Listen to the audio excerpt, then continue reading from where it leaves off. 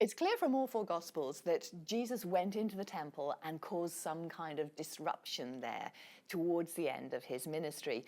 John's Gospel puts it at the beginning of the ministry, but Mark puts it at the end.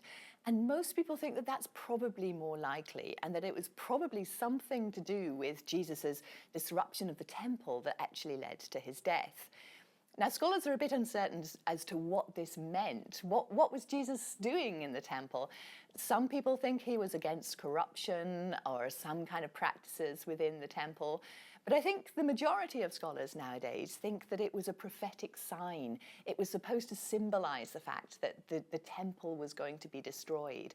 So that puts Jesus in the line of people like Jeremiah, prophets of old, people who prophesied the destruction of the temple. And what happened to Jeremiah? Well, people tried to get rid of him because they didn't like him prophesying the destruction of the temple.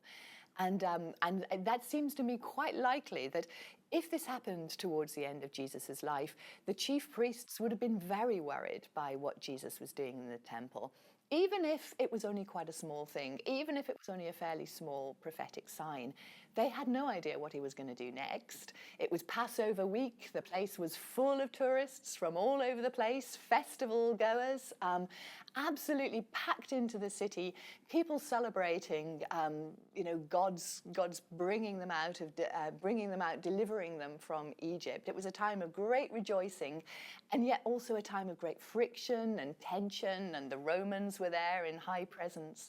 And so I think it's very likely that if Jesus did something in the temple, that the chief priests would have been worried by that, and they would have wanted to get rid of him. And so the gospel accounts in which they gather together and they decide to pass him over to Pilate, to persuade Pilate to get rid of him, actually, to me, rings fairly credible.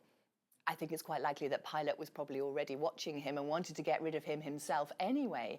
But I think there probably is a direct link between what Jesus did in the temple and his death.